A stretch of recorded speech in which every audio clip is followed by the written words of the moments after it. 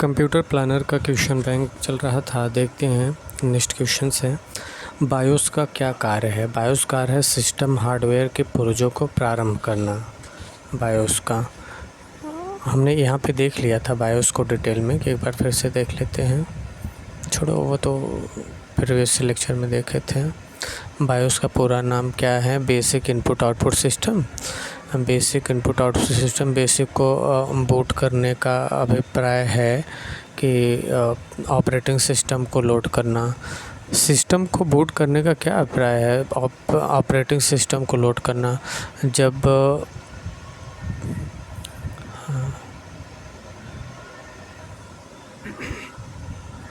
जब computer start किया जाता है तो सीपीयू और बायोस मिल करके कंप्यूटर को स्कैन करते हैं।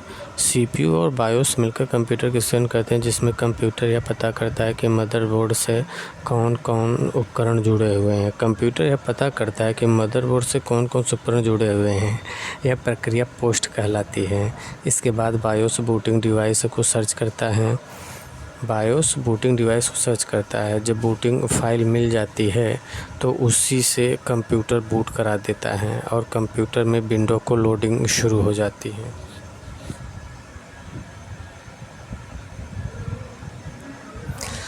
कौन सी कोटि बायोस को सर्वोत्तम परिभाषित करती है? बायोस को सर्वोत्तम परिभाषित करती है फर्मवेयर। यही है। बायोस का पूर्ण रूप बेसिक इनपुट सिस्टम है। यह फर्मवेयर के एक प्रकार है। बायोस फर्मवेयर के एक प्रकार है। बायोस क्या है? फर्मवेयर के एक प्रकार हैं। बायोस को पीसी के ऑपरेटिंग सिस्टम का एक हिस्सा है जिसमें संग्रहित है। बायोस जो पीसी के ऑपरेटिंग सिस्टम का एक हिस्सा है, किसमें संग्रहित हैं?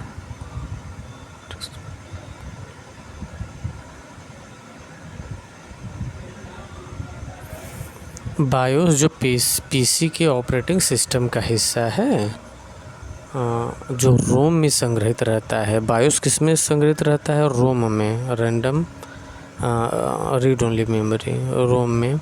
रोम में एक स्थायी मेमोरी है जिसमें संग्रहित डाटा व सूचनाएं स्वयं नष्ट नहीं होती हैं तथा उन्हें बदला भी नहीं जा सकता है। तो बायोस जो है ना, बायोस रोम में संग्रहित रहता है, ये ध्यान दीजिएगा।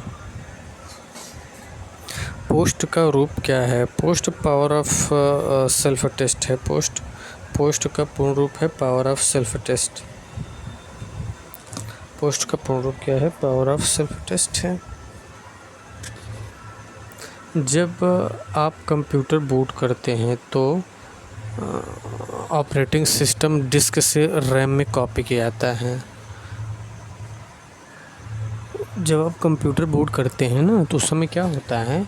उस समय ऑपरेटिंग सिस्टम डिस्क से रैम में कॉपी किया जाता है। ऑपरेटिंग सिस्टम डिस्क से रोम में।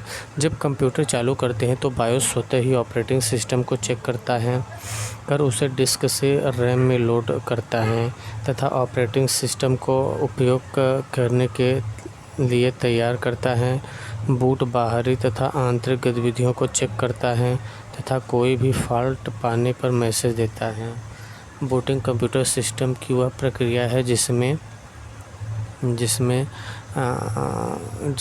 हार्ड डिस्क से मुख्य मेमोरी में ऑपरेटिंग सिस्टम को लाया जाता है। बूटिंग क्या करता है? हार्ड डिस्क से मुख्य मेमोरी में ऑपरेटिंग सिस्टम को लाता है। बूटिंग कंप्यूटर ऑन किए जाने पर बायोस स्वतः ही ऑपरेटिंग सिस्टम की पहचान करके इसे द्वितीयक मेमोरी से प्राथमिक मेमोरी या मुख्य मेमोरी रैम चिप में डालता है। बूटिंग क्या करता है? जैसे कंप्यूटर ऑन हो गया तो बायोस स्वतः ही ऑपरेटिंग सिस्टम की पहचान करके इसे द्वितीयक मेमोरी से प्राथमिक मेमोरी या मुख्य मेमोरी में डालता है।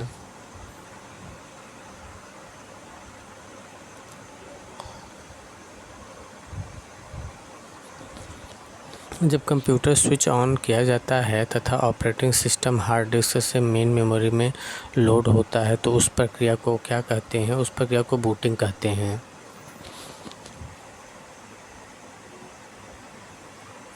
जब कंप्यूटर स्विच ऑन किया जाता है तथा ऑपरेटिंग सिस्टम हार्ड डिस्क से मेन मेमोरी में लोड किया जाता है तो उस पर को क्या कहते हैं? उसे बूटिंग कहते हैं। कंप्यूटर में क्या आवश्यक होना चाहिए कि बूट हो सके? तो ऑपरेटिंग सिस्टम को ही तो सेकेंडरी मेमोरी से प्राइमरी मेमोरी में ले जाता है। ऑपरेटिंग सिस्टम एक सॉफ्टवेयर प्रोग्राम है जो कंप्यूटर हार्डवेयर की आंतरिक गतिविधियों पर नियंत्रण रखता है एवं यूजर इंटरफेस प्रदान करता है। ऑपरेटिंग सिस्टम ही ऐसा प्रोग्राम है जो कंप्यूटर के ऑन होते ही मेमोरी में लोड हो जाता है। जैसे ही कंप्यूटर ऑन हुआ तो ये ऑपरेटिंग सिस्टम कंप्यूटर के ऑन होते ही मेमोरी में लोड हो जाता है ऑपरेटिंग सिस्टम तथा बायोस चेक करता है। इन सारी प्रक्रिया को बूटिंग करता है। कंप्यूटर के घटक उचित रूप से जोड़े गए हैं तथा कार्यरत हैं, इसे सुनिश्चित करने वाली कौन सी जांच प्रक्रिया है? बूटिंग है।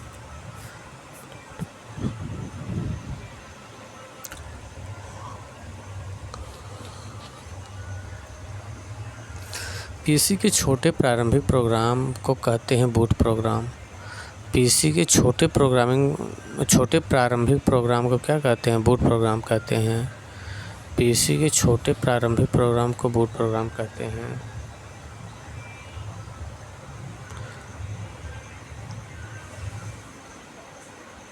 पीसी के छोटे प्रारंभिक प्रोग्राम को बूट प्रोग्राम कहते हैं।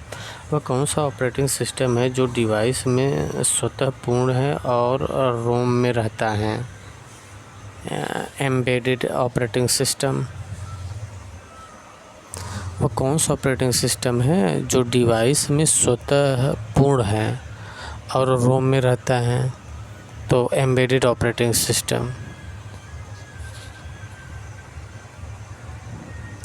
एम्बेडेड ऑपरेटिंग सिस्टम एक ऐसा ऑपरेटिंग सिस्टम है जो डिवाइस में स्वतः पूर्ण है और रोम में रहता है। वॉशिंग मशीन और इलेक्ट्रॉनिक घड़ी आदि में इसका प्रयोग किया जाता है। एम्बेडेड ऑपरेटिंग सिस्टम एक ऐसा ऑपरेटिंग सिस्टम है जो डिवाइस में पूर्णतः पूर्ण है और रोम में रहता है। वॉशिंग मशीन, इलेक्ट्रॉनिक घड़ी आदि में इसका प्रयोग किया जाता है। वह कौन सा प्रोग्राम है जो प्रोग्रामों को मेमोरी में रखता है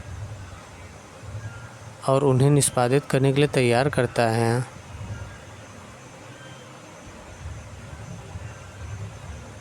तो ये क्या है? लोडर। लोडर जो है ना, लोडर ऑपरेटिंग सिस्टम का एक भाग है। लोडर जो कंप्यूटर स्टार्टिंग के समय प्रोग्राम को मेमोरी में लोड करता है तथा प्रोग्राम को एग्जीक्यूशन के लिए तैयार करता है।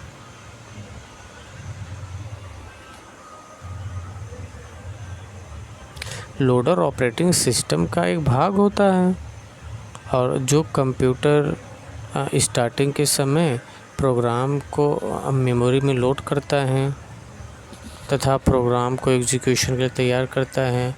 विषम की पहचान करिए। ऑपरेटिंग सिस्टम विषम है, बाकी इंटरप्रेटर, कंपाइलर, असेंबलर ये सब एक ही हैं। Interpreter, compiler, assembler, translator software हैं। Interpreter, compiler, assembler, translator software हैं, जबकि ऑपरेटिंग सिस्टम सॉफ्टवेयर है जो कंप्यूटर हार्डवेयर और यूज़र के बीच इंटरफेस प्रदान करता है, मतलब माध्यम है हार्डवेयर और यूज़र के बीच ऑपरेटिंग सिस्टम। जब एक कंप्यूटर में दो प्रोसेसर लगाए जाते हैं तो उसे कहते हैं पैरेलल प्रोसेसिंग।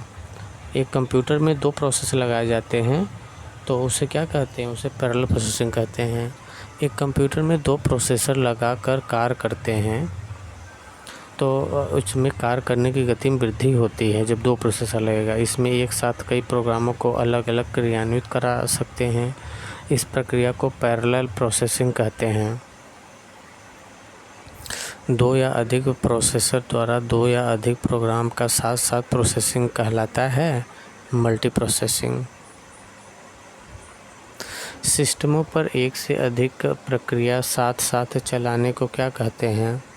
सिस्टमों पर एक से अधिक प्रक्रिया साथ साथ चलाने को क्या कहते हैं? सिस्टमों पर एक से अधिक प्रक्रिया साथ साथ चलाने को क्या कहते हैं? मल्टी प्रोसेसिंग बोलेंगे।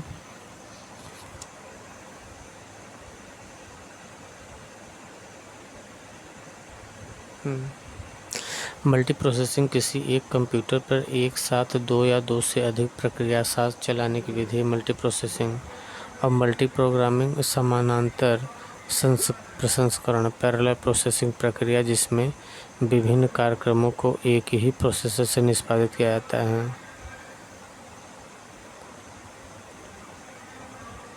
बैच प्रोसेसिंग एक साथ समान इकट्ठी फाइलों को प्रोसेस करने की प्रक्रिया है। बैच प्रोसेसिंग एक साथ सामान्य इकट्ठी फाइलों को प्रोसेस करने की प्रक्रिया है बैच प्रोसेसिंग। बैच प्रोसेसिंग क्या एक साथ सामान इकट्ठी फाइलों को प्रोसेस करने की प्रक्रिया है बैच प्रोसेसिंग। ऑपरेटिंग सिस्टम के किस वर्ग में हार्डवेयर एक से अधिक प्रोसेसर रखता है? Multi processing. ऑपरेटिंग सिस्टम के किस वर्ग में हार्डवेयर एक से अधिक प्रोसेसर रखता है? मल्टी प्रोसेसिंग में।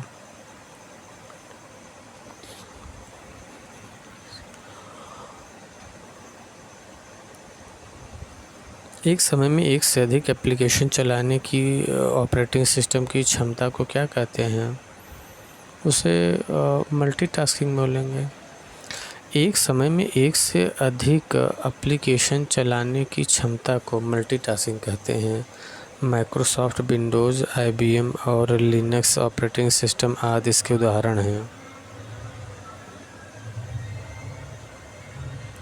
एक समय में एक से अधिक एप्लीकेशन चलाने की क्षमता को मल्टीटास्किंग कहते हैं। माइक्रोसॉफ्ट विंडोज़, IBM और लिनक्स ऑपरेटिंग सिस्टम आदि इसके उदाहरण हैं।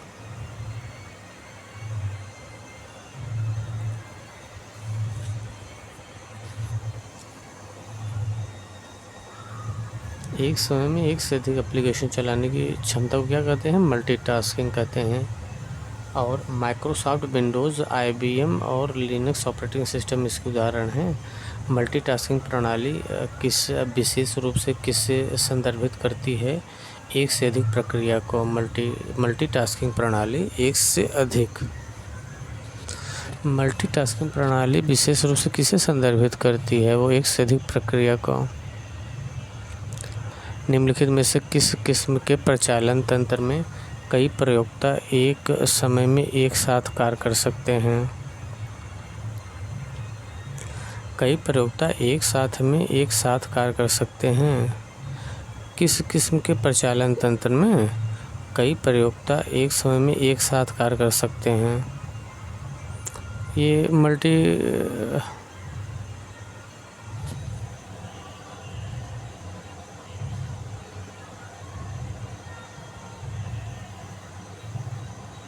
उसमें मल्टी यूज़र ऑपरेटिंग सिस्टम जो है, मल्टी यूज़र ऑपरेटिंग सिस्टम एक समय में एक से अधिक उपयोगकर्ता को कार्य करने की अनुमति देता है।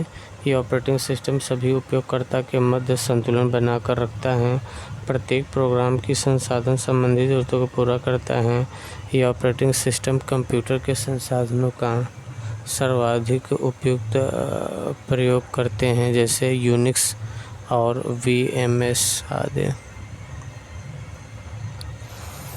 एक टाइम शेयरिंग ऑपरेटिंग प्रणाली का प्राथमिक उद्देश्य है।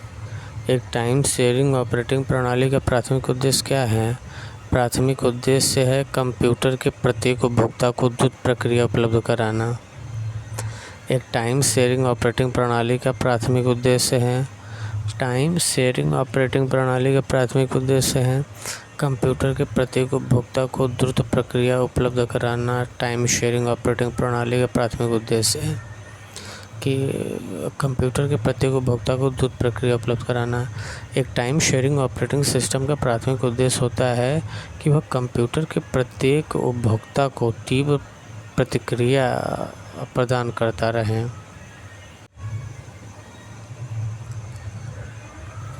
इनमें से कौन एक रियल टाइम ऑपरेटिंग सिस्टम है? DNS, real time operating system है। डीएनएक्स एक आरटीओएस रियल टाइम ऑपरेटिंग सिस्टम है जो एक प्रकार का फ्री आरटीओएस है।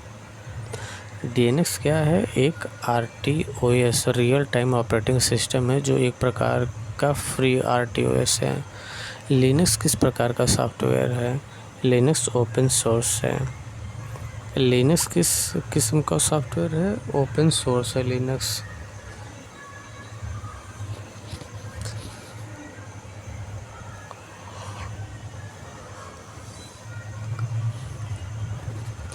लिनक्स ऑपरेटिंग सिस्टम को लाइनक्स टॉरवाल्ड्स ने विकसित किया था।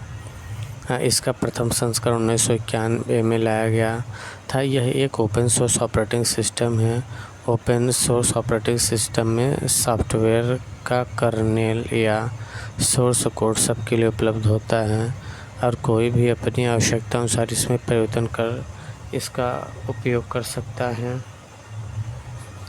इस ऑपरेटिंग सिस्टम पर किसी का अधिकार नहीं होता है और न ही उपयोगकर्ता द्वारा कोई शुल्क चुकाना पड़ता है। इसका प्रथम संस्करण लिनक्स को 1991 में लाया गया था। यह एक ओपन सोर्स ऑपरेटिंग सिस्टम है। ओपन सोर्स ऑपरेटिंग सिस्टम में सॉफ्टवेयर का कर्नेल या सोर्स कोड सबके लिए उपलब्ध रहता है और कोई भी अपनी आवश्यकताओं से इसमें परिवर्तन कर इसका उपयोग कर सकता है।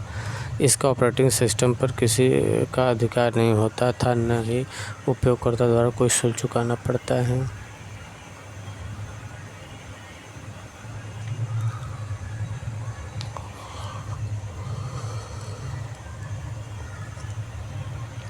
निम्नलिखित में से प्रचालन प्रणाली कौन सी है? लाइनक्स है।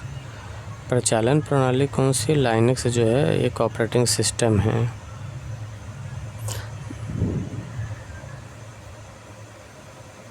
बाकी क्रोम, ओपेरा, सफारी ये सब वेब ब्राउज़र हैं। लिनक्स एक ऑपरेटिंग सिस्टम है ओपन सोर्स। लिनक्स एक प्रकार का ओपन सोर्स ऑपरेटिंग सिस्टम है। लिनक्स है एक system software open source operating. Linux एक ऑपरेटिंग सिस्टम का नाम है open source. Linux operating system का शुभंकर क्या है? पेंगुइन। लाइनक्स ऑपरेटिंग सिस्टम का शुभंकर पेंगुइन है। लाइनक्स एक ऑपरेटिंग सिस्टम, इसका शुभंकर पेंगुइन है। यह एक ओपन सोर्स ऑपरेटिंग सिस्टम है। अन्य ऑपरेटिंग सिस्टम का उदाहरण है MS-DOS, Microsoft Windows, Unix.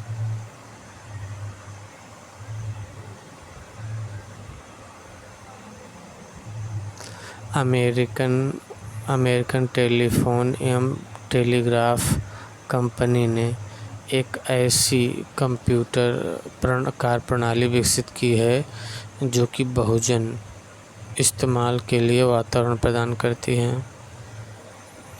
American telephone एवं टेलीग्राफ कंपनी ने एक ऐसी कंप्यूटर कार्यप्रणाली विकसित की है जो कि बहुजन इस्तेमाल के लिए वातावरण प्रदान करती है। इसे कहते हैं यूनिक्स।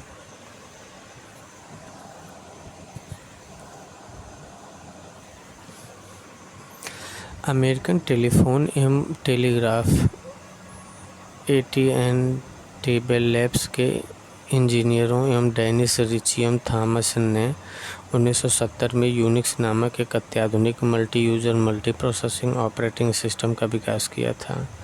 यह नेटवर्क तथा डाटा संचार के लिए बनाया गया पहला सॉफ्टवेयर था। सर्वर तथा वर्क स्टेशन दोनों में यूनिक्स ऑपरेटिंग सिस्टम का बृहद उपयोग होता है। अमेरिकन टेलीफोन एवं टेलीग्राफ के इंजीनियरों डेनिस रिची एवं थॉमसन ने 1970 में यूनिक्स नामक एक अत्याधुनिक multi user multi processing operating system विकसित किया था। यह नेटवर्क तथा डाटा संचार के लिए बनाया गया पहला सॉफ्टवेयर था। सर्वर तथा वर्क स्टेशन दोनों में यूनिक्स ऑपरेटिंग सिस्टम का बृहद उपयोग होता है। यूनिक्स ऑपरेटिंग सिस्टम को वर्ष 1970 के दशक में किसके द्वारा विकसित किया गया था? यूनिक्स ऑपरेटिंग सिस्टम को बेल लैब्स के द्वारा। यूनिक्स ऑपरेटिंग सिस्टम को वर्ष 1970 के दशक में बेल लैब्स के द्वारा विकसित किया गया था। यूनिक्स ऑपरेटिंग सिस्टम को वर्ष 1970 के दशक में बेल लैब्स के द्वारा विकसित किया गया था।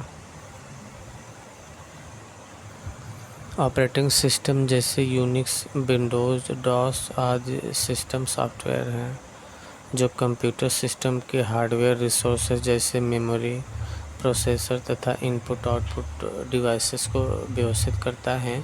यूनिक्स ऑपरेटिंग सिस्टम को 1969-70 में बेल प्रयोगशाला में विकसित किया गया था। ऑपरेटिंग सिस्टम जैसे यूनिक्स हुआ, विंडोज़ हुआ, डॉस हुआ आदि सिस्टम सॉफ्टवेयर हैं जो कंप्यूटर सिस्टम के हार्डवेयर रिसोर्सेज जैसे मेमोरी, प्रोसेसर तथा इनपुट आउटपुट डिवाइसेस को व्यवस्थित करता है। यूनिक्स ऑपरेटिंग सिस्टम को 1969-70 में बेल प्रयोगशाला में विकसित किया गया था। निम्नलिखित में से कौन सिस्टम सॉफ्टवेयर का उदाहरण है? यूनिक्स सिस्टम सॉफ्टवेयर का उदाहरण है।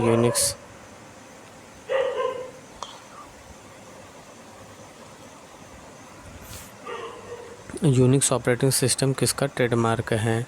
बेल लेबोरेटरीज़ का है Unix operating system. Bell Laboratories Unix operating system को आमतौर पर किस रूप में जाना जाता है? यूनिक्स ऑपरेटिंग सिस्टम को ये मल्टी यूज़र ऑपरेटिंग सिस्टम है।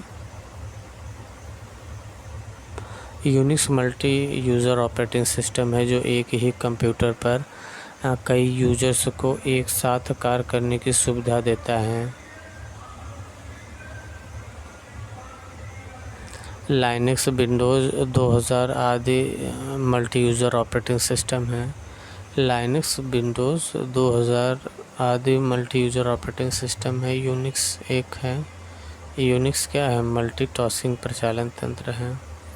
मल्टीटास्किंग ऑपरेटिंग सिस्टम है यूनिक्स। यूनिक्स एक उपयोगकर्ता टाइम शेयरिंग ऑपरेटिंग सॉफ्टवेयर है। यह नेटवर्क तथा संचार के लिए बनाया गया पहला सॉफ्टवेयर था। यूनिक्स ऑपरेटिंग सिस्टम सर्वरों और कार्यस्थलों दोनों में व्यापक रूप से उपयोग की जाती है। यूनिक्स एक उपयोगकर्ताओं टाइम शेयरिंग ऑपरेटिंग सॉफ्टवेयर है। यह नेटवर्क तथा संचार के लिए बनाया गया पहला सॉफ्टवेयर था। यूनिक्स ऑपरेटिंग सिस्टम सर्वरों और कार्यस्थलों दोनों में व्यापक रूप से उपयोग की जाती है। यूनिक्स क्या है? यूनिक्स एक उपयोगकर्ता टाइम शेयरिंग ऑपरेटिंग सॉफ्टवेयर है। यह नेटवर्क तथा संचार के लिए बनाया गया पहला सॉफ्टवेयर था।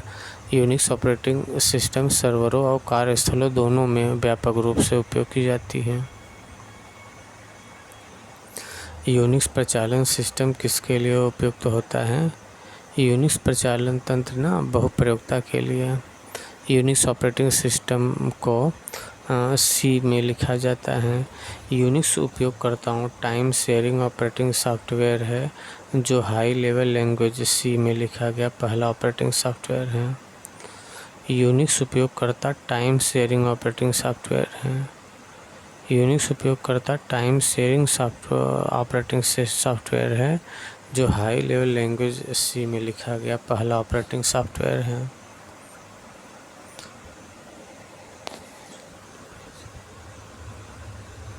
यूनिक्स बहुउपयोगकर्ता टाइम शेयरिंग ऑपरेटिंग सॉफ्टवेयर है जो हाई लेवल लैंग्वेज सी में लिखा गया पहला ऑपरेटिंग सॉफ्टवेयर है।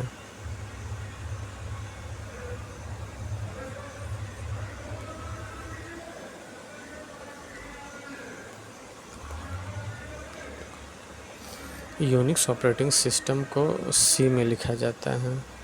यूनिक्स ऑपरेटिंग सिस्टम को सी में लिखा जाता है। यूनिक्स बहुउपयोगकर्ता टाइम शेयरिंग ऑपरेटिंग सॉफ्टवेयर है जो हाई लेवल लैंग्वेज सी में लिखा गया पहला ऑपरेटिंग सॉफ्टवेयर है। यूनिक्स ऑपरेटिंग सिस्टम है और विंडो 2007 में ऑपरेटिंग सिस्टम है ना। यूनिक्स एक ऑपरेटिंग सिस्टम है और यूनिक्स एक ऑपरेटिंग सिस्टम है यूनिक्स क्या है? ऑपरेटिंग सिस्टम है। और विंडो 2007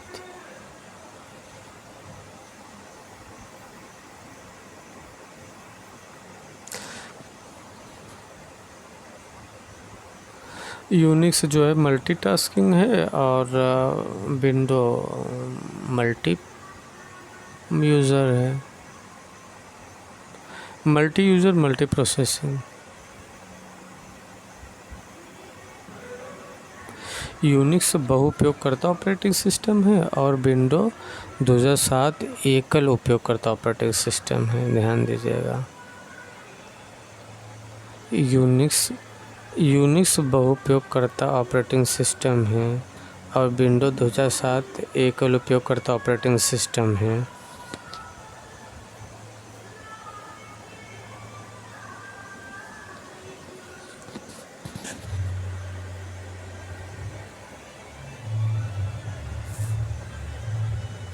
यूनिक्स एक ऑपरेटिंग सिस्टम है।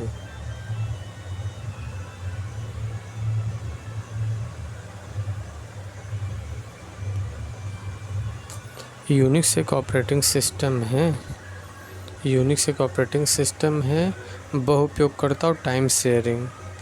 यूनिक्स बहुउपयोगकर्ता और टाइम शेयरिंग ऑपरेटिंग सॉफ्टवेयर है। यूनिक्स बहुउपयोगकर्ता और टाइम शेयरिंग ऑपरेटिंग सॉफ्टवेयर है। यूनिक्स एक संचालन प्रणाली ऑपरेटिंग सिस्टम है।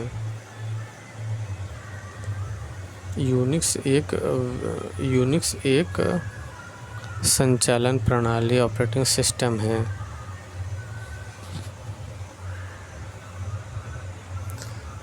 यूनिक्स एक multi user and multi function विविध प्रयोगकर्ता एवं बहुकार्य संचालन प्रणाली ऑपरेटिंग सिस्टम है। यूनिक्स क्या है? एक multi user and multi function संचालन प्रणाली है। यूनिक्स मल्टीटास्किंग के परिवार से विविध प्रयोगकर्ता ऑपरेटिंग सिस्टम है, जो कि मूल AT&T से बना होता है। देखिए, ये जो यूनिक्स आर्किटेक्चर होता है ना, इसके सबसे अंदर का भाग जो होता है कर्नेल होता है। उसके ऊपर लाइब्रेरीज़ होती हैं, उसके ऊपर एप्लीकेशन होता है, और सबसे ऊपर सेल होता है। सेल एक तरीके कवच ही होता है, कर्नेल एकदम अंदर होता है। ध्यान दीजिएगा, यूनिक्स मल्टीटास्किंग के परिवार से विविध प्रयोगकर्ता ऑपरेटिंग सिस्टम है, जो मूल AT&T से बना होता है। सबसे बाहरी शिखर में जो ऑपरेटिंग सिस्टम होता है, इसका जो बाहरी आवरण है वो सेल है। उसके अंदर एप्लीकेशन, उसके अंदर लाइब्रेरी, और सबसे अंदर कर्नेल। कंप्यूटर में डिस्क ऑपरेटिंग सिस्टम DOS है। कंप्यूटर में डिस्क ऑपरेटिंग सिस्टम जो DOS है ना, वो क्या है? कंप्यूटर में डिस्क ऑपरेटिंग सिस्टम DOS एक प्रोग्राम है जो कंप्यूटर के सभी बुनियादी प्रचालन को नियंत्रित करता है। माइक्रोसॉफ्ट विंडोज़ ऑपरेटिंग सिस्टम के पहले MS-DOS ही प्रचलित कंप्यूटर ऑपरेटिंग सिस्टम था। माइक्रोसॉफ्ट विंडोज़ ऑपरेटिंग सिस्टम के पहले MS-DOS ही प्रचलित कंप्यूटर ऑपरेटिंग सिस्टम था। माइक्रोसॉफ्ट विंडोज़ ऑपरेटिंग सिस्टम के पहले एक MS-DOS ही प्रचलित कंप्यूटर ऑपरेटिंग सिस्टम था।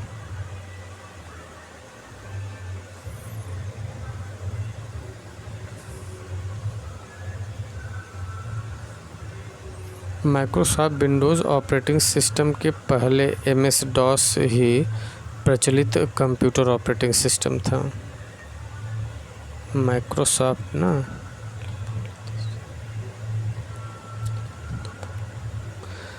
माइक्रोसॉफ्ट विंडोज़ ऑपरेटिंग सिस्टम के पहले MS-DOS ही प्रचलित कंप्यूटर ऑपरेटिंग सिस्टम था। DOS का पूर्ण रूप क्या है? DOS का पूर्ण रूप है डिस्क ऑपरेटिंग सिस्टम। DOS का पूर्ण रूप क्या है? डिस्क ऑपरेटिंग सिस्टम है। डॉस डिस्क ऑपरेटिंग सिस्टम का संक्षिप्त रूप है। यह सिंगल यूजर ओएस है जो कमांड बेस पर कार्य करता है। यह क्लोज्ड सोर्स है जिसे आईबीएम और माइक्रोसॉफ्ट द्वारा 1981 में विकसित किया गया है। डॉस जो है ना, डिस्क ऑपरेटिंग सिस्टम का संक्षिप्त रूप है। यह सिंगल यूज़र है जो कमांड बेस पर कार्य करता है। यह क्लोज्ड सोर्स ओएस है जिसे आईबीएम और माइक्रोसॉफ्ट द्वारा 1981 में विकसित किया गया।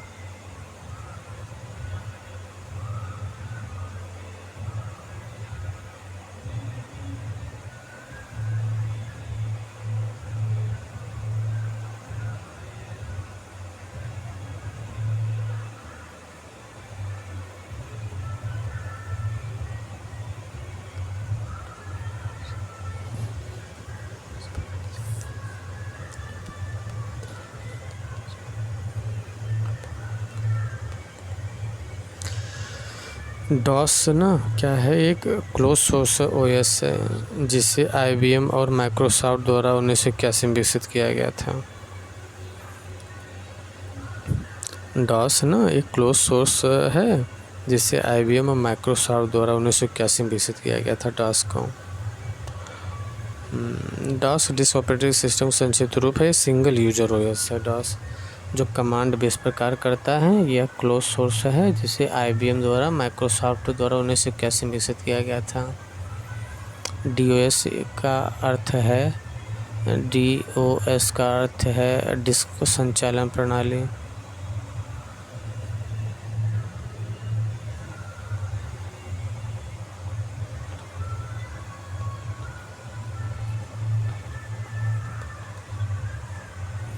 डीओएस का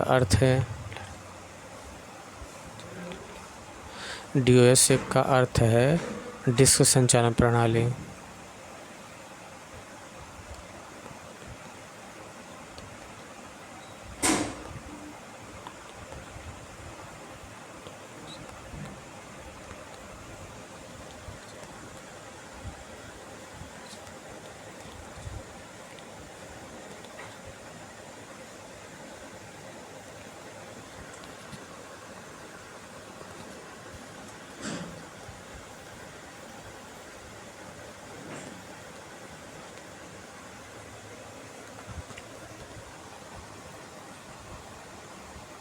एमएस डॉस का सर्वप्रथम विमोचन जिस वर्ष हुआ है वह है 1981। एमएस डॉस का सर्वप्रथम विमोचन जिस वर्ष हुआ ना, 1981। एमएस डॉस का सर्वप्रथम विमोचन जिस वर्ष हुआ वह था 1981। एमएस डॉस का विकास माइक्रोसॉफ्ट कंपनी द्वारा 1981 में किया गया। एमएस डॉस का विकास माइक्रोसॉफ्ट कंपनी द्वारा 1981 में किया गया। इसका पूरा नाम माइक्रोसॉफ्ट डिस्क ऑपरेटिंग सिस्टम है। इसमें ग्राफिकल यूजर इंटरफेस नहीं होता। यह विभिन्न कमांड्स की मदद से कार्य करता है। एमएस डॉस का विकास माइक्रोसॉफ्ट कंपनी द्वारा 1981 में किया गया है। इसका पूरा नाम माइक्रोसॉफ्ट डिस्क ऑपरेटिंग सिस्टम है जिसमें ग्राफिकल यूजर इंटरफेस नहीं होता है। यह विभिन्न कमांड्स की मदद से कार्य करता है। सब डायरेक्टरी बनाने के लिए किस एमएस डॉस का कमांड का प्रयोग किया जाता है? ये mkdir। एमएस डॉस में mkdir का प्रयोग एक खास प्रकार की फाइलों के लिए किया जाता है। जिस फाइल में नाम और इनोड रहते हैं उसमें इस कमांड का प्रयोग किया जाता है। एमएस डॉस में स्क्रीन साफ करने के लिए किस कमांड का प्रयोग किया जाता है? cls। एमएस डॉस में स्क्रीन साफ करने के लिए किस कमांड का प्रयोग किया जाता है? cls का। cls एक कमांड है जो स्क्रीन की पूरी सामग्री को खाली करने और केवल एक संकेत छोड़ने की अनुमति देता है। यह एक आंतरिक कमांड है जो माइक्रोसॉफ्ट ऑपरेटिंग सिस्टम में नीचे उपलब्ध होता है।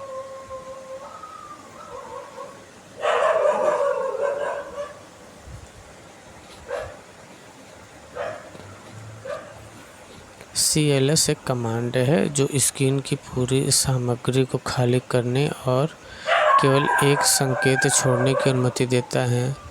यह एक आंतरिक कमांड है जो माइक्रोसॉफ्ट ऑपरेटिंग सिस्टम में नीचे उपलब्ध होता है।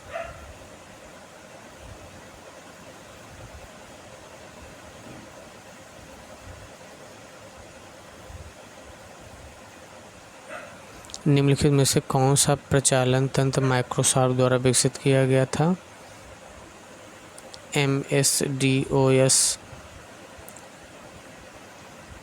कौन सा प्रचालन तंत्र माइक्रोसॉफ्ट द्वारा विकसित किया गया था?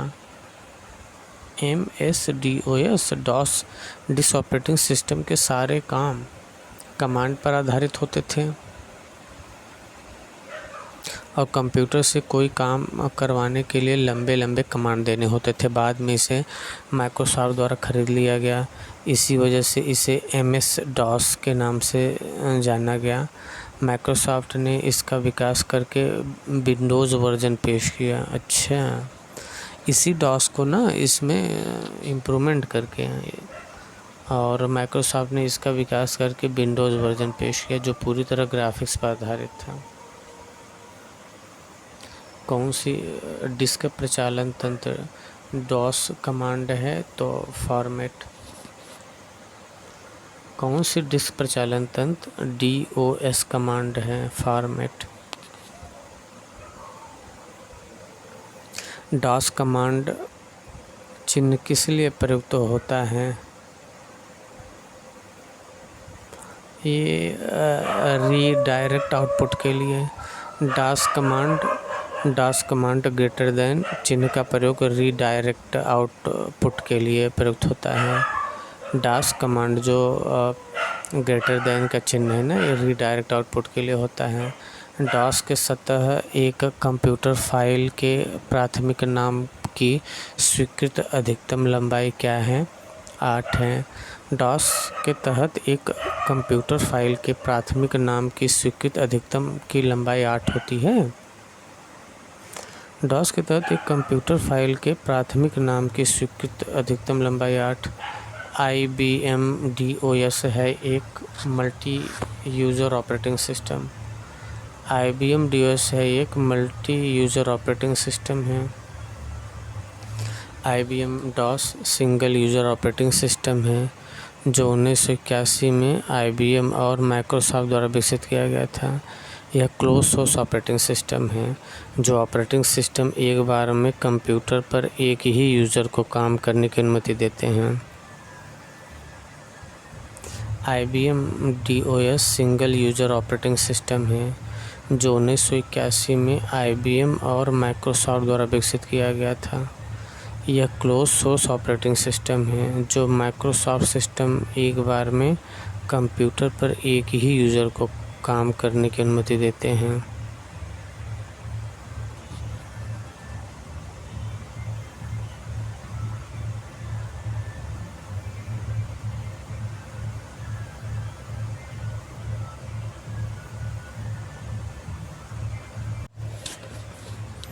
कंप्यूटर में Yosemite, Mavericks, Mountain Lion, Snow Leopard, Tiger Panther, Jaguar, Puma और चीता किससे संदर्भित है? मैकओएस से है।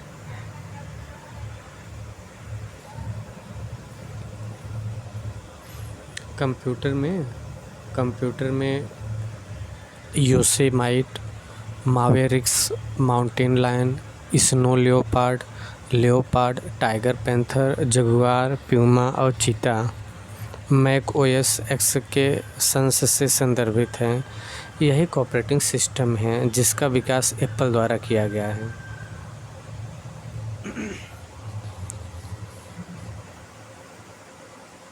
मैकओएस किसके द्वारा विकसित ऑपरेटिंग सिस्टम है? एप्पल।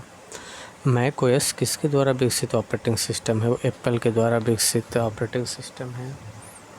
मैकओएस ना किसके द्वारा विकसित ऑपरेटिंग सिस्टम है? एप्पल के द्वारा। मैकओएस एप्पल कंपनी द्वारा विकसित किया गया है। वर्चुअल मेमोरी क्या है? वर्चुअल मेमोरी का आकार निर्भर करता है एड्रेस लाइन्स पर। वर्चुअल मेमोरी का आकार निर्भर करता है एड्रेस लाइन्स पर। वर्चुअल मेमोरी प्रोसेसर द्वारा तब जनरेट की जाती है जब मुख्य मेमोरी का आकार प्रोसेसर की क्षमता से कम हो।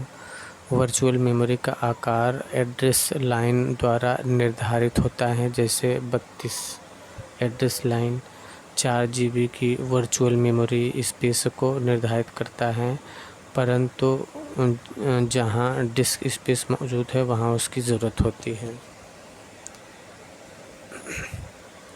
आभासी मेमोरी है। आभासी मेमोरी क्या है? असीमित क्षमता की वोलेटाइल मेमोरी है आभासी मेमोरी। आभासी मेमोरी क्या है? असीमित क्षमता की वोलेटाइल मेमोरी है।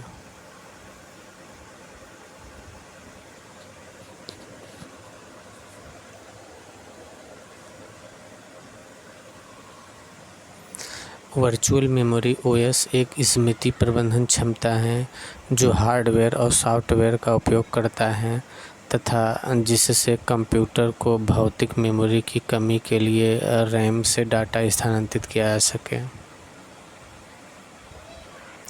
वर्चुअल मेमोरी ओएस का एक स्मृति प्रबंधन क्षमता है जो हार्डवेयर और सॉफ्टवेयर का उपयोग करता है तथा जिससे कंप्यूटर को भौतिक मेमोरी की कमी के लिए रैम से डाटा स्थानांतरित किया जा सके।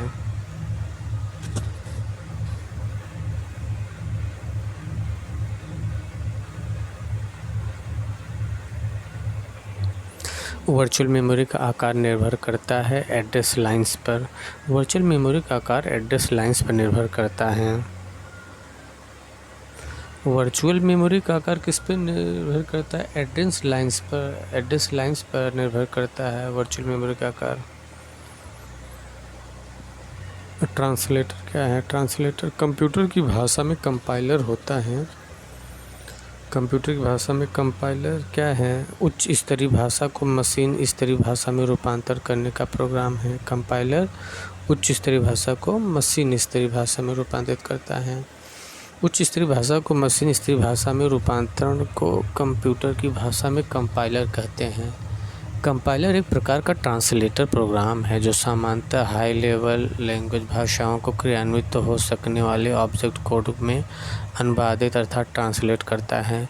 कंपाइलर प्रोग्राम का इनपुट एक हाई लेवल लैंग्वेज भाषा में लिखा गया प्रोग्राम कोड होता है जो कि अनेक अक्षरों शब्दों की श्रेणी के रूप में होता है। कंपाइलर और ट्रांसलेटर एक तरह के क्या होते हैं? सॉफ्टवेयर होते हैं। कंपाइलर और ट्रांसलेटर सॉफ्टवेयर। कंपाइलर और ट्रांसलेटर एक तरह के सॉफ्टवेयर होते हैं। कंपाइलर और ट्रांसलेटर क्या है? एक तरह के सॉफ्टवेयर होते हैं जो हाई लेवल में लिखे प्रोग्राम को मशीन भाषा में ट्रांसलेट करते हैं। इसे ट्रांसलेटर्स भी कहा जाता है। कंपाइलर ऐसा प्रोग्राम है जो पूरा स्रोत प्रोग्राम एक ही बार में ग्रहण करता है।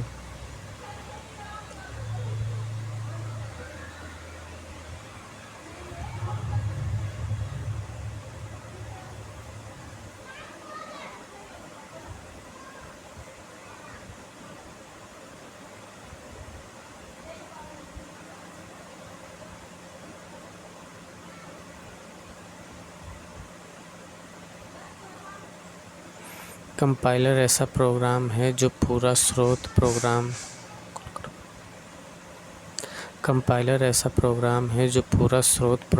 एक ही बार में ग्रहण करता है तथा पूरे प्रोग्राम के एक ही बार में मशीनी भाषा में रूपांतरित कर ऑब्जेक्ट कोड देता है। कंपाइलर ऐसा प्रोग्राम है जो पूरा स्रोत प्रोग्राम एक ही बार में ग्रहण करता है तथा पूरे प्रोग्राम के एक ही बार में मशीनी भाषा में रूपांतरित कर ऑब्जेक्ट कोड देता है। निम्नलिखित में से कौन सा सॉफ्टवेयर है? कंपाइलर। निम्नलिखित में से कौन सा सॉफ्टवेयर है? कंपाइलर। कौन सा सॉफ्टवेयर है? कंपाइलर है। हाई लेवल लैंग्वेज में लिखे अनुदेशों की श्रृंखला या प्रोग्राम को कंप्यूटर पर रन किए जा सकने वाले अनुदेशों में बदलने के लिए प्रयुक्त प्रक्रिया का नाम है। हाई लेवल लैंग्वेज में लिखे गए अनुदेशों की श्रृंखला या प्रोग्राम को कंप्यूटर पर रन किए जा सकने वाले अनुदेशों में बदलने के लिए प्रयुक्त प्रक्रिया का नाम क्या है? तो ट्रांसलेटिंग है वह प्रक्रिया। ट्रांसलेटिंग वह प्रक्रिया है जिसके अंतर्गत किसी एक भाषा को दूसरी भाषा में ट्रांसलेट किया जाता है और कंप्यूटर में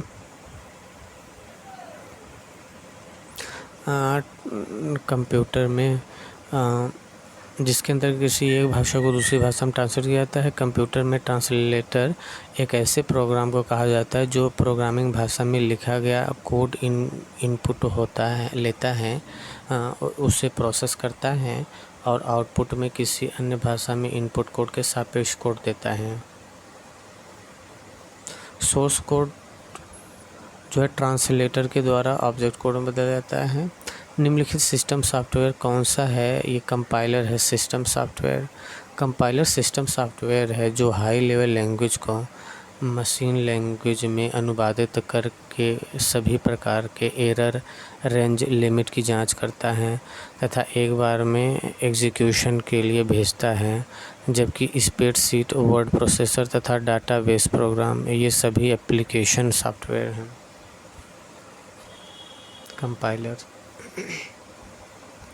कंपाइलर जो है एक ऐसा प्रोग्राम जो उच्च स्तरीय भाषा में लिखित प्रोग्राम को मशीनी भाषा में परिवर्तित करता है। कंपाइलर क्या है? एक ऐसा प्रोग्राम जो उच्च स्तरीय भाषा में लिखित प्रोग्राम को मशीनी भाषा में परिवर्तित करता है।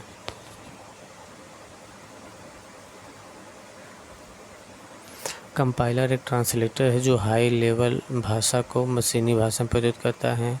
यह पूरे प्रोग्राम के एरर्स, लिमिट्स आदि को चेक करता है तथा पूरे प्रोग्राम को चेक करने के बाद प्रोग्राम को क्रियान्वित करता है।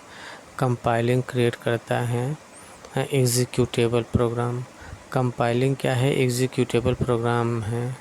कंपाइलिंग एग्जीक्यूटेबल प्रोग्राम है। कंपाइलिंग जो है ना एक एग्जीक्यूटेबल प्रोग्राम क्रिएट करता है। एक कंप्यूटर प्रोग्राम जो सोर्स कोड को ऑब्जेक्ट कोड में बदल देता है उसे क्या कहते हैं? उसे कंपाइलर कहते हैं। एक कंप्यूटर प्रोग्राम जो सोर्स कोड को ऑब्जेक्ट कोड में बदल देता है उसे क्या कहा जाता है? कंपाइलर। कंपाइलर प्रोग्राम किसी एक कंप्यूटर प्रोग्रामिंग भाषा में लिखे प्रोग्राम को किसी अन्य भाषा में बदलने का काम करता है। उच्च स्तरीय कंप्यूटर भाषा जैसी C++, जावा में लिखे प्रोग्राम को सोर्स कोड कहा जाता है। कंपाइलर इन सोर्स कोड को ऑब्जेक्ट कोड में बदलता है।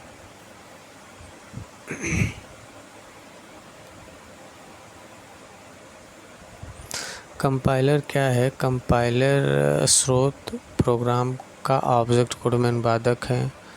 कंपाइलर स्रोत प्रोग्राम का ऑब्जेक्ट कोड में अनुवादक है।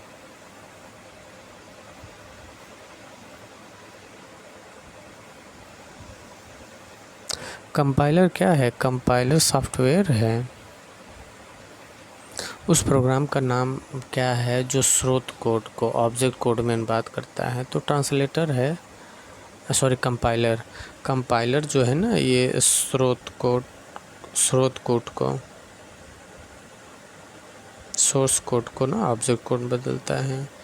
निम्न त्रुटियों में से किसकी कंपाइलर द्वारा पहचान की जाती है? तो लॉजिकल त्रुटियों द्वारा। कंपाइलर किसकी कंपाइलर द्वारा पहचान की जाती है? लॉजिकल त्रुटियों द्वारा, लॉजिकल एरर्स, लॉजिकल त्रुटियों द्वारा ना। कंपाइलर किसी प्रोग्रामिंग भाषा में लिखे गए कंप्यूटर प्रोग्रामिंग कोड में से लॉजिकल त्रुटियों को पहचानता है। कंपाइलर जो है ना किसी प्रोग्रामिंग भाषा में लिखे गए कंप्यूटर प्रोग्रामिंग कोड में से लॉजिकल त्रुटियों को पहचानता है। कौन कंपाइलर का भाग नहीं है? कंपाइलर का भाग नहीं है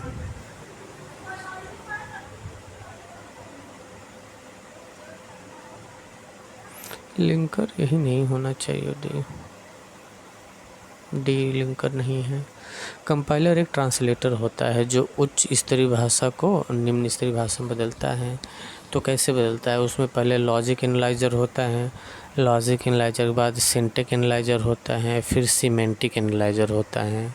लॉजिक एनालाइजर, सिंटैक्स एनालाइजर, फिर सिमेंटिक एनालाइजर, और फिर इंटरमीडिएट कोड जनरेटर, फिर कोड ऑप्टिमाइज़र, फिर कोड जनरेटर, ऐसे होता है। और एक त्रुटि हैंडलर और सिंबल टेबल मैनेजमेंट।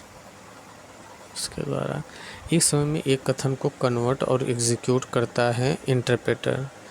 एक समय में एक कथन को कन्वर्ट और एग्जीक्यूट करता है इंटरप्रेटर। इंटरप्रेटर एक ट्रांसलेटर होता है जो हाई लेवल भाषा को मशीनी भाषा में परिवर्तित करता है। ये प्रोग्रामिंग भाषा में लिखे गए कोड की एक पंक्ति इनपुट लेता है और उसे बताए गए निर्देशों के साथ क्रियान्वित करता है। वॉइस डाटा को शब्दों में इंटरप्रेट कर सकता है जिसे कंप्यूटर समझ सकता है। ये स्पीच रिकॉग्निशन सॉफ्टवेयर।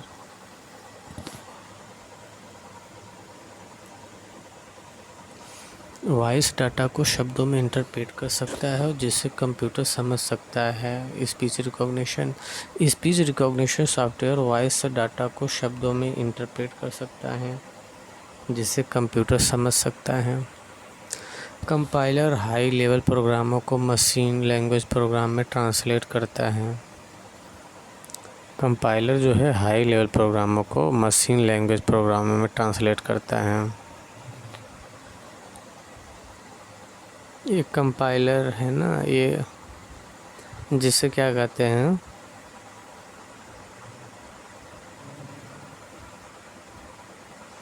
जिसे सोर्स कोड बोलेंगे ना।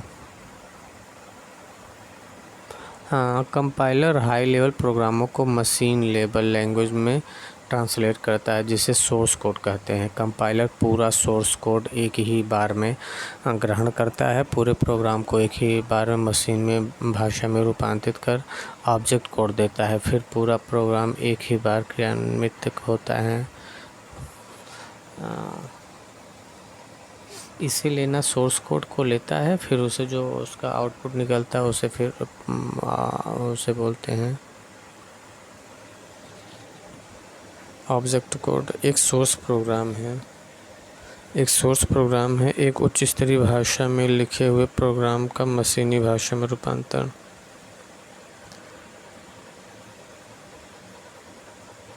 एक सोर्स प्रोग्राम है एक उच्च स्तरीय भाषा में लिखे हुए प्रोग्राम का मशीनी भाषा में रूपांतर है। एक सोर्स प्रोग्राम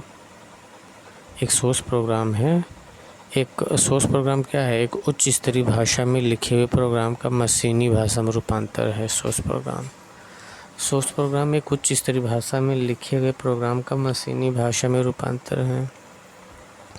सोर्स प्रोग्राम एक उच्च स्तरीय भाषा में लिखे गए प्रोग्राम का मशीनी भाषा रूपांतरण है। उच्च स्तरीय भाषा में तैयार प्रोग्राम को लैंग्वेज ट्रांसलेटर सॉफ्टवेयर द्वारा मशीन भाषा में परिवर्तित कर किसी भी कंप्यूटर पर चलाया जा सकता है। उच्च स्तरीय भाषा में तैयार किया गया प्रोग्राम सोर्स प्रोग्राम या सोर्स कोड कहलाता है। Computer program high level programming language में लिखे जाते हैं तथा प्रोग्राम के मानव पठनी पाठ को सोर्स कोड कहते हैं। Computer program high level language में लिखे जाते हैं तथा प्रोग्राम के मानव पठनी पाठ को सोर्स कोड कहते हैं। अनुप्रयोग software application software. Word processing, spreadsheet और फोटो एडिटिंग निम्नलिखित में से किसके उदाहरण हैं? एप्लीकेशन सॉफ्टवेयर के उदाहरण है वर्ड प्रोसेसिंग, स्प्रेडशीट और photo editing. Word processing, spreadsheet, photo editing application software के उदाहरण है। एप्लीकेशन सॉफ्टवेयर ऐसे प्रोग्रामों को कहा जाता है जो हमारे कंप्यूटर पर आधारित मुख्य कार्यों को करने के लिए लिखे जाते हैं, जबकि सिस्टम सॉफ्टवेयर एक ऐसा प्रोग्राम है जिसका कार्य कंप्यूटर को चलाना है। उदाहरण ऑपरेटिंग सिस्टम।